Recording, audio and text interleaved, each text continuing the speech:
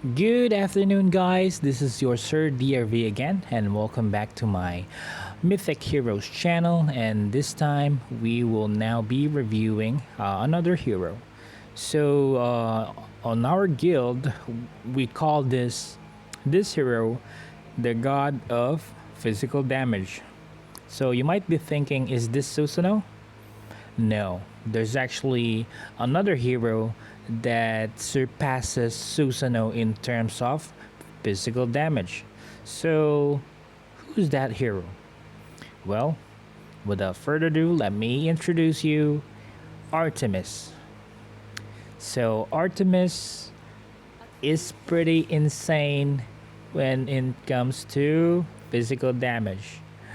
The only downside to Artemis is even at max level, max divinity, max weapon, she is pretty squishy. So there's actually a combination for Artemis. So you can combine her with we're talking about end game, okay? Joan of Arc, Athena. Athena, where are you? Yep, Athena, and then the last one is Gaia. So these are the three heroes that best support or tanks for Artemis. They soak up damage. However, Joan of Arc is not actually a tank. She's a support, but her skills, which protects you from any damage for 6 or 7 seconds for level 4, is a pretty good save um, mechanic for Artemis. So those are only for end game levels, end game campaigns. So only Luffy was able to do it. But let me show you some screenshot of why we made Artemis the god of physical damage. This screenshot was made by Leffy, and so this is the screenshot I'm talking about.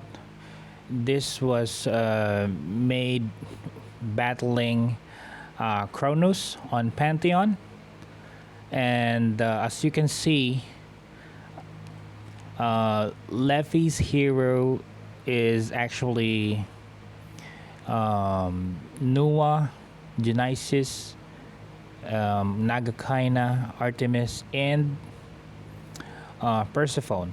So Leffy is actually definitely loves Persephone. He maxed it early, but right now her main damager is Artemis. So look at the damage. It's 1.01 billion damage. It's pretty insane damage, and she is or Leppy was actually the first to get 1 billion damage for a single hero on Kronos using Artemis. So he tried using other heroes like Susanoo, but nothing comes close when it comes to physical damage if we will be comparing it to Artemis. So that's the reason why we called her the god of physical damage. So let's review her skills. Let's check her skills. So her ultimate is Crescent Arrow, level 4. Artemis invokes the power of moonlight and shoots 10 arrows at random target in an area, dealing 90% damage per hit and stunning the target for 1 second. So at level 2, increase damage to 95%. Level 3, stun targets for 1.5 seconds. And level 4, increase damage to 100%. So this is her main damage dealing skill, her ultimate. Another one is It actually he jumps and shoots arrows. I'm pretty sure most of you already see her skills. And next is the Lunar Strike. Artemis deals 180% damage to the closest enemy hero, knocking them back and stunning them for 3 seconds. So this is a good starting skills. Yeah. You can stun the enemy in front of you for 3 seconds. So this is a clutch stun in campaigns, and it deals good damage as well. At level 2, additional increase her attack speed by 25% for 5 seconds. Level 3, increase damage to 200, and level 4, increase damage to 220%. So as you can remember, Susanoo's damage when doing ultimate or slashes is only 7 slashes, right?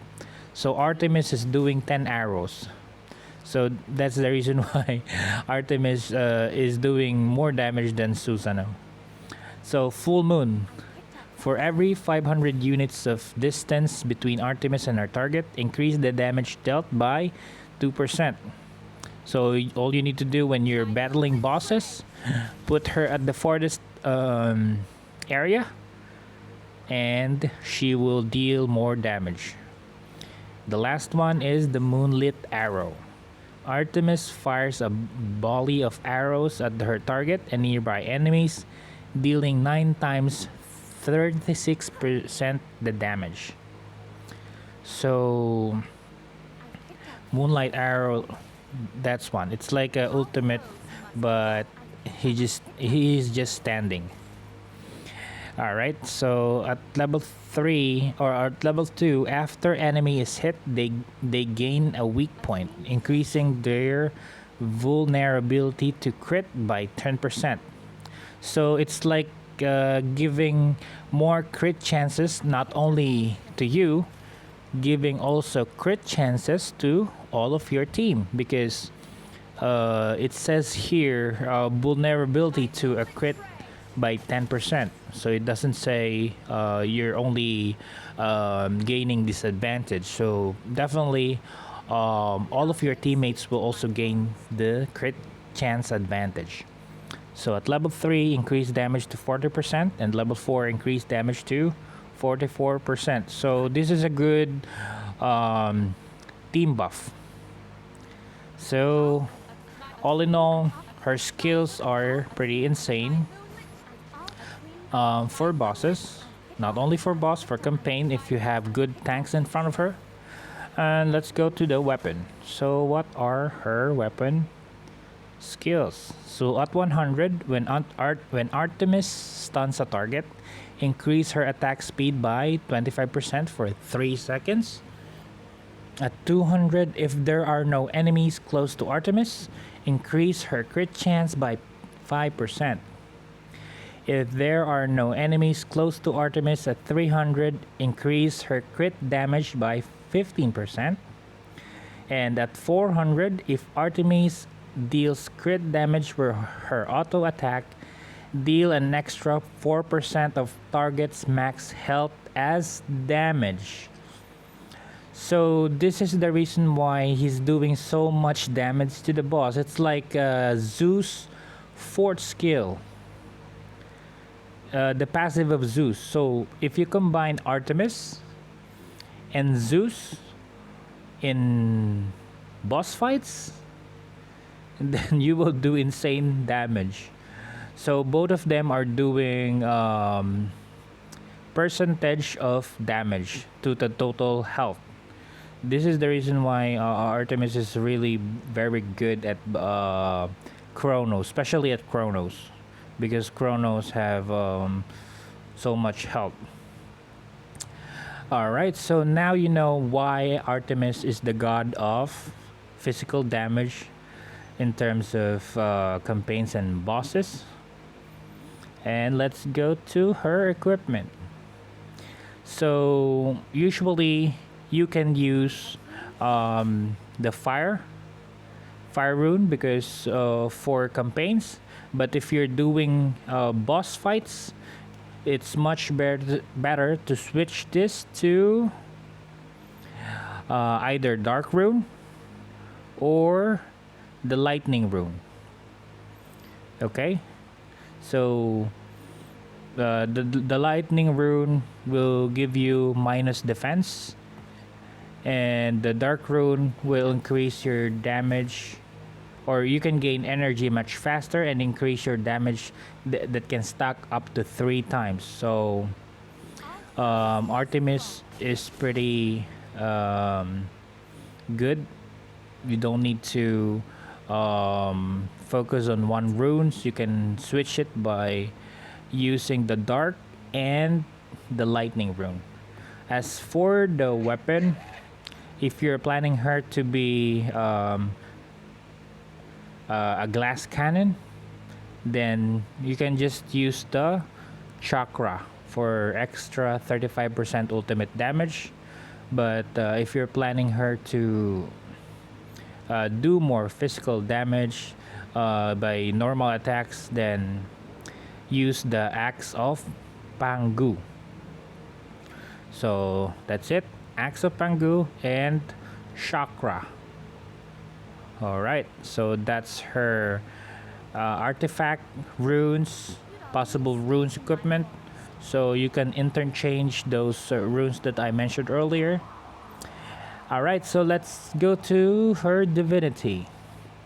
So right now I haven't built my Artemis yet, but I will build her next time once I'm done building my main damage or main lineups, because I need Artemis for the Volt and Chronos. So what are her divinity skills? So let's check.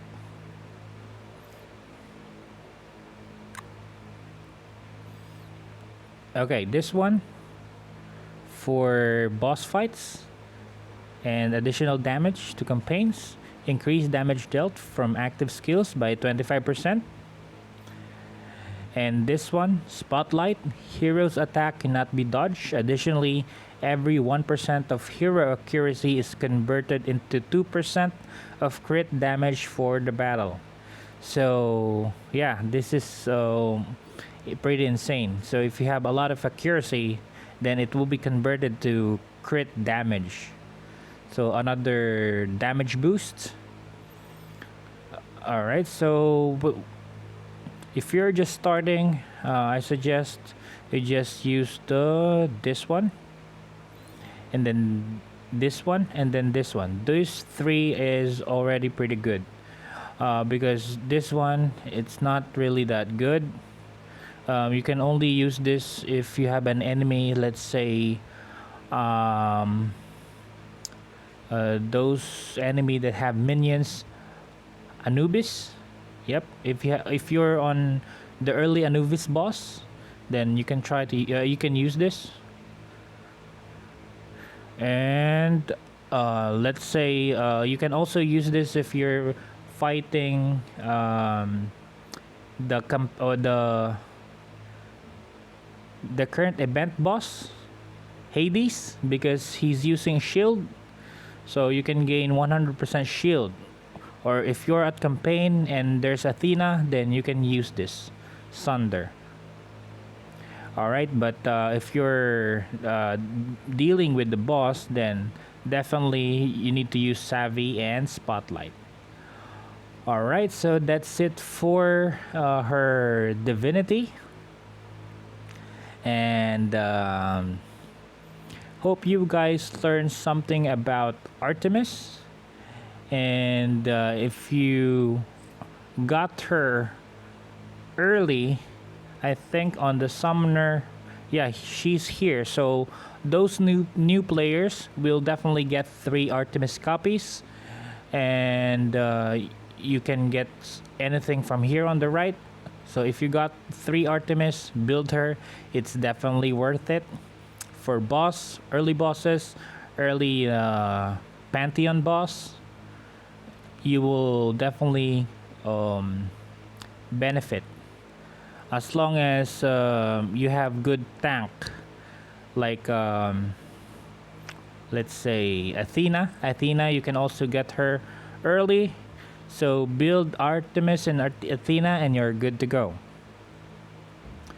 All right, so that's it for today, and thank you very much for tuning in again on our hero review. Hopefully you learned something, and please comment below if you have other suggestions or other videos that you wanted me to make, and don't forget to hit the like button, and please subscribe as well on my channel. It means a lot to me. Please help me, and if I will be let's say getting some money from YouTube, then I'll get good equipments, and definitely I'll give good mythical heroes content for you guys. So thank you very much for tuning in. Love you guys, and thank you for subscribing. See you on my next hero review and videos. Goodbye.